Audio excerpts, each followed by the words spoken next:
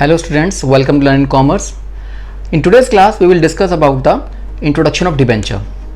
इसमें हम डिबेंचर क्या होता है, डिबेंचर के टाइप्स क्या होते हैं, साथ ही साथ शेयर डिबेंचर में डिफरेंस क्या होता है. But most important issue debentures की entries means from the point of view of redemption के पॉइंट ऑफ व्यू से इशू डिबेंचर्स की एंट्रीज कैसे की जाती हैं उसके बारे में अलग अलग केसेस हम देखेंगे. ठीक है, आइए चलिए देखते हैं इसको.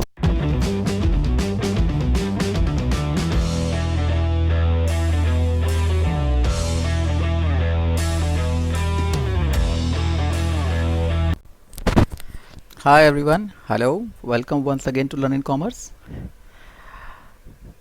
तो पिछले क्लासेस के अंदर हमने इश्यू ऑफ शेयर्स को ख़त्म किया. इस बार हम कंपनी अकाउंट्स के सेकंड पार्ट की तरफ चल रहे हैं जो कि डिबेंचर्स हैं. तो हम डिबेंचर्स की अकाउंटिंग देखेंगे इसके अंदर, जिसमें हम पहले पढ़ेंगे इशू डिबेंचर्स और फिर उसके बाद रिडेम्पशन ऑफ डिबेंचर्स. जिस तरीके से कंपनी शेयर्स इशू करती है और पैसा रेज करती है, ऐसी कंपनी डिबेंचर्स भी रेज कर सकती है, डिबेंचर्स भी इशू कर सकती है पैसा रेज करने के लिए. तो शेयर्स इशू किए जाएं या डिबेंचर इशू किए जाएं, मकसद क्या है, कंपनी को अपनी कैपिटल बनानी है. अब ये कैपिटल तो बन रही है, शेयर कैपिटल बन रही है, ये डिबेंचर से बन रही है, लेकिन थोड़ा फ़र्क तो होगा. तो फ़र्क क्या है, पहले डिबेंचर का मीनिंग देखते हैं. देखो, डिबेंचर सेक्शन 2 में कंपनीज एक्ट में दिया हुआ है कि कोई भी डिबेंचर स्टॉक, बॉन्ड या कोई ऐसा इंस्ट्रूमेंट हो सकता है जिसमें एक डेट हो. कंपनी एक तरीके से एक ऐसा डॉक्यूमेंट है, जब कंपनी कहीं से लोन लेती है तो लोन एक तरीके से उधार है. ये जब कंपनी पब्लिक को डिबेंचर्स बेच रही है तो उनसे पैसा ले रही है, तो एक तरीके का उधार है ये. तो ये कंपनी एक तरीके से उधार ले रही है पब्लिक से, जो उसने वापस देना है एक टाइम पीरियड के बाद. तो कंपनी उसके बदले में एक सर्टिफिकेट देती है. सर्टिफिकेट में ये लिखा होगा कि कंपनी ने कितना पैसा उधार लिया है या कितने पैसे पब्लिक से लिए हैं, कब इसको वापस देना है, कितना इंटरेस्ट देना है, क्वार्टरली हो, एनुअली हो या सेमी एनुअली हो. तो एक तरीके से डिबेंचर एक सर्टिफिकेट है, एक डॉक्यूमेंट है. डिबेंचर एक डॉक्यूमेंट है जो कंपनी इशू कर रही है, जिसमें वो एक्नॉलेज कर रही है कि हाँ, हमने डेट लिया, हमने उधार लिया है. और उसमें टर्म्स एंड कंडीशंस लिखी होंगी कि कैसे डेट की वापसी की जाएगी, कैसे इंटरेस्ट पेड किया जाएगा, किस रेट पे दिया जाएगा. ठीक है ना. कंपनी ने डिबेंचर इशू किए और उसके बदले में एक सर्टिफिकेट दे रही है जिसमें उस डेट को एक्नॉलेज कर रही है कि हाँ, डेट यानी कि उधार वापस कैसे दिया जाएगा और इंटरेस्ट कैसे दिया जाएगा, किस रेट पे दिया जाएगा. तो इसके अंदर डिबेंचर स्टॉक हो, बॉन्ड हो, कोई भी इंस्ट्रूमेंट हो जिसमें डेट का एक एविडेंस है, एक प्रूफ है कि हाँ, कंपनी ने ये उधार लिया हुआ है, जिसमें कंपनी के एसेट्स हो सकता है कहीं केसेस में गिरवी पड़े रहूँ और कहीं केसेस में गिरवी ना भी हों. तो डिबेंचर क्या हो, एक सर्टिफिकेट हो गया जिसमें बस एक कंपनी एक सर्टिफिकेट दे रही है कि हाँ, हमने उधार लिया हुआ है और इन टर्म्स एंड कंडीशन हिसाब से पैसे वापस दिए जाएंगे. अब अगर पढ़ें डिबेंचर्स के टाइप्स के बारे में, तो डिबेंचर टाइप्स में एक सिक्योरिटी के पॉइंट ऑफ व्यू देखा जाए, दो टाइप के डिबेंचर्स हैं, सिक्योर्ड और एक अनसिक्योर्ड. सिक्योर्ड डिबेंचर्स मतलब जिनसे पैसा लिया है उनके अगेंस्ट हमने अपने एसेट्स, डिबेंचर के अगेंस्ट एसेट्स गिरवी रख दिए हैं कि अगर कंपनी वापस नहीं दे पाएगी, अगर पैसा नहीं होता है, तो वो एसेट्स बेचकर भी उनका पैसा दिया जाएगा, मतलब सिक्योर्ड होगा डिबेंचर. पर कुछ डिबेंचर अनसिक्योर्ड भी हो सकते हैं. तो अनसिक्योर्ड डिबेंचर्स में एसेट्स गिरवी नहीं होते, इसलिए ये थोड़ा रिस्की रहते हैं, इसलिए ऐसे डिबेंचर्स पब्लिक लेती भी नहीं है, खरीदती भी नहीं है. रिकॉर्ड के पॉइंट ऑफ व्यू देखा जाए तो कुछ अगर जिनको रजिस्टर कर दिया जाएगा कि हाँ, इनके नाम पर डिबेंचर इशू किया गया है, वो गए रजिस्टर्ड डिबेंचर्स.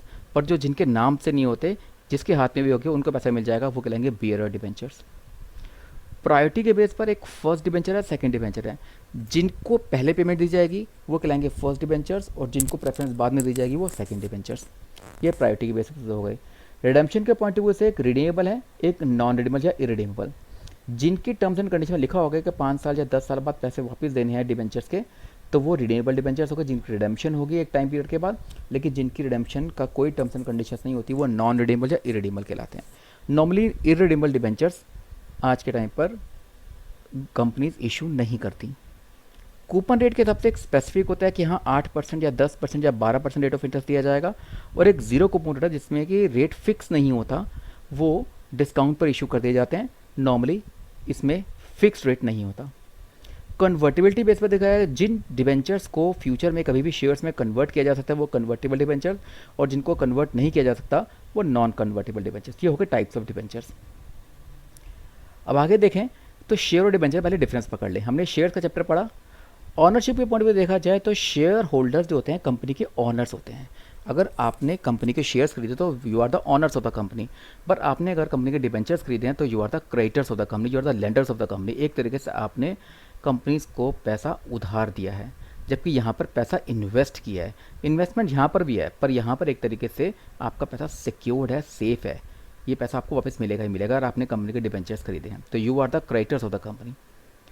रिटर्न किस फॉर्म में मिलता है? शेयर होल्डर्स को डिविडेंड मिलता है और डिबेंचर होल्डर्स को इंटरेस्ट मिलता है। रिस्क में शेयर होल्डर्स के लिए रिस्क ज़्यादा है, क्योंकि उनको पैसा वापस मिलेगा या नहीं मिलेगा ऐसी गारंटी नहीं होती डिबेंचर्स के मुकाबले में। लेकिन डिबेंचर्स में रिस्क फ्री है, क्योंकि डिबेंचर्स सिक्योर हैं। वोटिंग राइट्स में शेयर होल्डर्स के पास पूरे वोटिंग राइट्स होते हैं, पर डिबेंचर होल्डर्स के पास वोटिंग राइट्स नहीं होते। नॉर्मल कंडीशंस में कुछ और केस बन जाए तो किसी केस में उनको दे भी दिया जाए तो कोई फ़र्क नहीं पड़ता। अब आता है कि डिबेंचर्स को इशू कैसे करते हैं। पहला है डिबेंचर्स को इशू करते हैं कैश की फॉर्म में, यानी कि हम डिबेंचर्स इशू करके पब्लिक से या इंस्टीट्यूशन से कैश ले रहे हैं। उसकी एंट्रीज कैसे करेंगे? जैसे हम करते थे बैंक टू शेयर एप्लीकेशन, ऐसे यहाँ पर करेंगे bank to debenture application. But थोड़ा डिफरेंस ये रहेगा कि वहाँ पर हम बैंक टू शेयर एप्लीकेशन, फिर अलॉटमेंट, फिर फर्स्ट कॉल, फिर सेकंड कॉल करते थे। यहाँ पर पूरा का पूरा डिबेंचर जो इशू किया जाएगा वो एक साथ किया जाएगा, यानी कि साथ ही साथ अलॉटमेंट होगी। इसका मतलब यहाँ पर एप्लीकेशन, अलॉटमेंट या फर्स्ट कॉल की अलग अलग एंट्रीज नहीं हो रही। अगर लमसम में इशू किए जा रहे हैं, एक साथ इशू किए जा रहे हैं, कोई इंस्टॉलमेंट्स नहीं है, तो हम बैंक अकाउंट के साथ डेबिट करके to debenture application allotment account combine लिख देंगे। Bank account debit to debenture application and allotment account, यानी जो भी पैसा कंपनी को रिसीव हुआ, अगर पार पे रिसीव हुआ तो पूरा का पूरा पैसा आ जाएगा। अगर प्रीमियम पर इशू हुआ तो प्रीमियम ऐड करके दिखाएंगे, और अगर डिस्काउंट पे इशू किया है तो उसको माइनस करके दिखाएंगे। फॉर एग्जांपल, अगर कंपनी ने 100 रुपये का डिबेंचर 120 में इशू किया तो फर्स्ट एंट्री यहाँ 120 की हो जाएगी। और अगर ये 90 में इशू किया है 100 रुपये का डिबेंचर तो हम ये एंट्री 90 से कर देंगे, और पार पे किया 100 पे तो 100 से कर देंगे। तो प्रीमियम फेस वैल्यू 100 की है तो प्रीमियम ऐड करके यहाँ पर दिखाना है, डिस्काउंट माइनस करके दिखाना है, और जितना भी डिबेंचर एप्लीकेशन अलॉटमेंट अकाउंट यहाँ पर दिखाएंगे उतना ही यहाँ पर डेबिट कर देंगे, जितना पैसा आपको मिला था, कंपनीज को मिला है। उसके बाद अगर फर्स्ट एंट्री में डिस्काउंट पे इशू किया गया है तो उस डिस्काउंट को डेबिट कर दो, डिस्काउंट ऑन इशू डिबेंचर्स के नाम से। और अगर ये प्रीमियम पर इशू किया गया है तो एसपीआर क्रेडिट कर दो। तो इशू के टाइम पर अगर डिस्काउंट है तो discount on issue debentures debit side पे आ जाएगा, और अगर प्रीमियम पर इशू किया गया है तो प्रीमियम क्रेडिट साइड पे आ जाएगा। मीन साफ साफ है कि इस केस में फर्स्ट एंट्री में अगर प्रीमियम को ऐड करके दिखाया गया है तो एसपीआर को यहाँ पे क्रेडिट कर दो, और अगर डिस्काउंट माइनस करके दिखाया गया है तो डिस्काउंट यहाँ पर दिखा दो डेबिट साइड पर। उसके बाद आपके पास टर्म्स एंड कंडीशंस होती हैं कि इसकी रिडेम्पशन कैसे होनी है। तो ये जो हम इशू डिबेंचर्स पढ़ रहे हैं ये from the terms and conditions of redemption के हिसाब से भी है कि रिडेम्पशन कैसे होनी है। अगर रिडेम्पशन नॉर्मली या तो पार पे होगी या प्रीमियम पर होगी, डिस्काउंट पर रिडेम्पशन कभी नहीं होती। तो पार पे हो रही तो और कुछ करने की जरूरत नहीं रहेगी, लेकिन अगर रिडेम्पशन के टाइम पर प्रीमियम दिया जाना है तो उस प्रीमियम को हम यहाँ पर इसी एंट्री में, सेकंड एंट्री में क्रेडिट साइड पे शो करेंगे, premium at the time of redemption जो हमने देना है। लेकिन अगर प्रीमियम आज ही देना है, मतलब देना 5 साल बाद है, प्रीमियम दिखा आज रहे हैं, तो उसको हम आज इशू के टाइम पर लॉस एंड इशू डिबेंचर्स की तरह दिखाएंगे। तो मैं दोबारा इसको रिपीट कर रहा हूँ। सबसे पहले अगर हमने इसको प्रीमियम पर इशू किया है तो हम यहाँ पर प्रीमियम ऐड करके दिखाएंगे, और यहाँ पर प्रीमियम क्रेडिट साइड पे दिखा देंगे। डिस्काउंट पर इशू किए हैं तो डिस्काउंट यहाँ पे डेबिट साइड पे आ जाएगा। लेकिन रिडेम्पशन की टर्म्स के हिसाब से अगर प्रीमियम दिया जा रहा है तो प्रीमियम को आप क्रेडिट साइड पे शो करोगे इस सेकंड एंट्री में, और साथ साथ उसी अमाउंट को आप लॉस ऑन इशू डिबेंचर्स के नाम से इस इशू डिबेंचर्स की एंट्री के साथ शो करोगे। ये एंट्री रिडेम्पशन की नहीं है, ये एंट्री इशू की है। लेकिन इशू के टाइम पर आपको लॉस दिखाना पड़ेगा, क्योंकि आप एज्यूम करके चल रहे हो कि 5 साल बाद आपको प्रीमियम देना है, तो वो लॉस हम यहाँ शो करेंगे। ठीक है, तो इसका मतलब डिस्काउंट इशू के टाइम पर भी डेबिट करना है, और जो लॉस दिखा रहे हैं ये प्रीमियम है जो हम यहाँ पर क्रेडिट साइड पे शो करेंगे। और यहाँ पर तो डिबेंचर्स की फेस वैल्यू आनी ही आनी है क्रेडिट साइड पर, और एसपीआर प्रीमियम के टाइम पे इशू हो गया। अब देखो इसके क्वेश्चंस।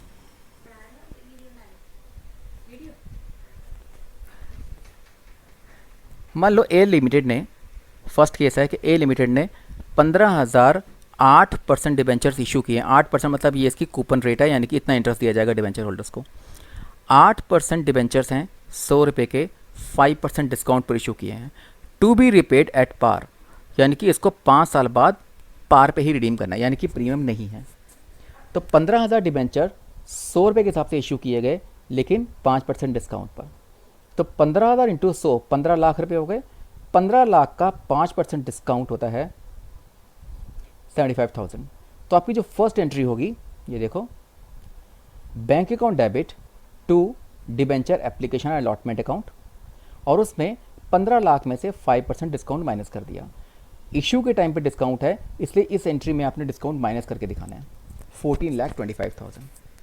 उसका जितना आपने यहाँ पे क्रेडिट किया उसको यहाँ डेबिट कर दो, डिबेंचर एप्लीकेशन अलॉटमेंट अकाउंट 14,25,000, और जितना डिस्काउंट हमने यहाँ माइनस कर दिया वो डिस्काउंट यहाँ पर डेबिट साइड पे शो कर दो 75,000, और फेस वैल्यू पूरी 15 लाख रुपए यहाँ पे आ जाएगी।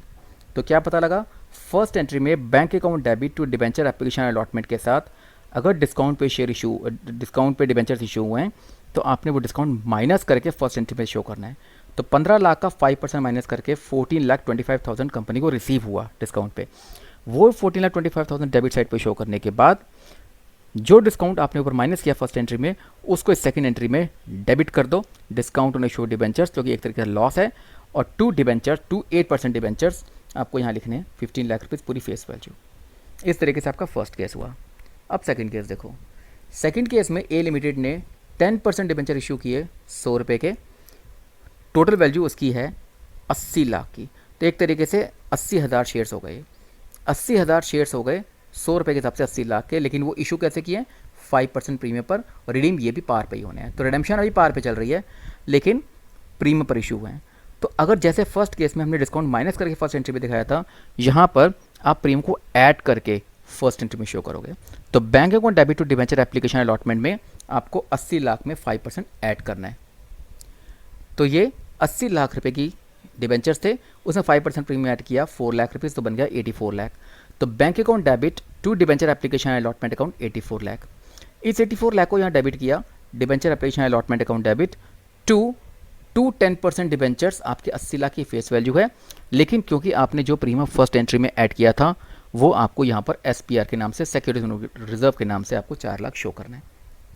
ये आपकी, जैसे फर्स्ट केस में आपने डिस्काउंट को माइनस करके सेकंड एंट्री में डिस्काउंट को डेबिट किया था, यहाँ पर फर्स्ट एंट्री में प्रीमियम को ऐड करके सेकंड एंट्री में प्रीमियम को क्रेडिट किया है। थर्ड केस देखो।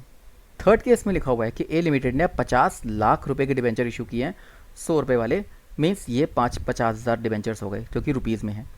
50,000 डिबेंचर्स हो गए 100 रुपये के, पार पे इशू किए हैं अब ये, बट रिडेम्पशन जो होनी है वो 105% पे होनी है। रिडेम्पशन 5% प्रीमियम पर होनी है। तो 5% प्रीमियम है रिडेम्पशन के टाइम पर, यानी कि इशू के टाइम पर कोई प्रीमियम नहीं है। तो फर्स्ट एंट्री आपकी रहेगी सेम फेस वैल्यू से, bank account debit to debenture application account. Bank account debit to debenture application of 50 lakh, क्योंकि यहाँ पर ना प्रीमियम है ना डिस्काउंट है, पार पे इशू किए थे, और वही 50 लाख रुपीज़ आपने यहाँ पर डेबिट साइड पे शो कर दिए डिबेंचर एप्लीकेशन अलॉटमेंट अकाउंट से। और अब डिबेंचर्स तो रहेंगे फिर वैल्यू 50 लाख के, लेकिन क्योंकि प्रीमियम रिडेम्पशन के टाइम पर है तो वो प्रीमियम रिडेम्पशन आप क्रेडिट साइड पे शो करो उस 50 लाख का 5%, 2,50,000 रुपये। और क्योंकि अब जितना प्रीमियम रिडेम्पशन यहाँ शो करोगे उतना ही अमाउंट का आपको लॉस एंड इशू और डिबेंचर्स यहाँ पर डेबिट साइड पे शो करना पड़ेगा। तो जब भी premium redemption of question, premium redemption debentures का क्वेश्चन आएगा तो आपको प्रीमियम रिडेम्पशन क्रेडिट साइड पे शो करके वही अमाउंट आपको डेबिट साइड पे लॉस ऑन इशू डिबेंचर्स के नाम से शो करना है। ठीक हो गया? तो ये प्रीमियम बन गया लॉस इशू के टाइम पर। आपका यहाँ पर फोर्थ केस था कि ए लिमिटेड ने इशू किए 40 लाख रुपए के डिबेंचर, वही 100 रुपये वाली, यानी यहाँ पे डिबेंचर्स हो गए 40,000, 40,000 डिबेंचर्स एंड 12% डिबेंचर्स डिस्काउंट पे इशू किए हैं 5% डिस्काउंट पर, और repayable at a premium of 10%, यानी इशू 5% डिस्काउंट पर और रिडेम्पशन 10% प्रीमियम पर, दोनों चीज़ आ रही हैं। तो अब जब इशू 5% डिस्काउंट पे किए तो पहली एंट्री में आपको 5% डिस्काउंट माइनस करके दिखाना है। ठीक है? तो आपके लिए फर्स्ट एंट्री बन जाएगी bank account debit to debenture application allotment account, 40 lakh rupees की डिबेंचर है, उसे 5% डिस्काउंट दिखाया 2 लाख रुपीज़ का, तो फर्स्ट एंट्री होगी 38 लाख रुपीज़ की।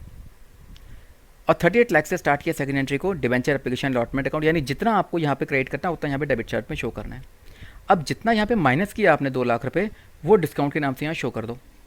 Discount on issue debentures. Debentures her case में फेस वैल्यू रहेगी 40 लाख रुपीज़, और क्योंकि इस केस में आपका जो प्रीमियम ऑन रिडम्पशन है वो 10% है, तो 10% प्रीमियम रिडम्पशन शो करना है। इस 40 लाख का 10% 4 लाख, और वो 4 लाख रुपए एज इट इज़ उठाकर आपको लॉस ऑन इशू डिबेंचर्स के नाम से शो करना है। तो ठीक है ना, आपने फर्स्ट एंट्री में डिस्काउंट माइनस किया तो डिस्काउंट ऑन इशू शो कर दिया डेबिट साइड पर, और प्रीमियम रिडम्पशन आपने जब भी दिखाओगे क्रेडिट साइड पर तो उसको लॉस ऑन इशू यहाँ पे दिखाना ही दिखाना है, उतना ही अमाउंट 4 लाख रुपीज़ जैसे। तो ये केस हो गया। एक और केस है आपका कि ए लिमिटेड ने 70,000 डिबेंचर इशू किए हैं 100 रुपये, यानी 70 लाख रुपए के हो गए, और 5% प्रीमियम पर इशू किया है, और रिडम्पशन जो होनी है वो 110% पर, मतलब 10% प्रीमियम पर होनी है। यहाँ पे दोनों में प्रीमियम है, इशू के टाइम पे भी प्रीमियम है और रिडम्पशन के टाइम पे भी प्रीमियम है। तो इशू के टाइम पे प्रीमियम है तो उसको फर्स्ट एंट्री में ऐड करके दिखाना पड़ेगा। बार बार बता रहा हूँ कि अगर इशू के टाइम पर प्रीमियम है तो फर्स्ट एंट्री में ऐड करके दिखाओ, और इशू के टाइम पे डिस्काउंट है तो वो माइनस करके दिखाओ। उसके बाद जब भी प्रीमियम रिडम्पशन होगा वो सेकंड एंट्री में राइट साइड पर डालकर उसको loss on issue debit side पर दिखा दो। तो यहाँ पर 5% प्रीमियम पर और 10% प्रीमियम रिडम्पशन के टाइम पर है। तो फर्स्ट एंट्री में 5% प्रीमियम है, तो मतलब 70 लाख का 5% प्रीमियम ऐड किया, 3,50,000 है। फर्स्ट एंट्री आपने कर दी। Bank account debit to debenture application allotment account 73,50,000। अब उससे स्टार्ट किया सेकंड एंट्री को, debenture application allotment account debit 73,50,000, और जितना आपने यहाँ पर प्रीमियम दिखाया है 3,50,000 पे ऐड किया था, उतना यहाँ पर आप SPR दिखा दो 3,50,000। 70 लाख के डिबेंचर तो रहेंगे फेस वैल्यू के। तो यहाँ पर जैसे 70 लाख में 3,50,000 ऐड किया था, हमने डिबेंचर 70 लाख के दिखाए और 3,50,000 रुपये का हमने प्रीमियम शो कर दिया। तो यहाँ तक तो वैसी एंट्री खत्म हो गई। लेकिन अगर प्रीमियम रिडम्पशन जब भी आ जाएगा, जैसे पिछले 2 केसेस में आया, 10% प्रीमियम ऑन रिडम्पशन इस केस में है, तो 70 लाख का फेस वैल्यू का 10% 7 लाख हो गया, और वो 7 लाख रुपये आपको loss on issue debenture show करना है।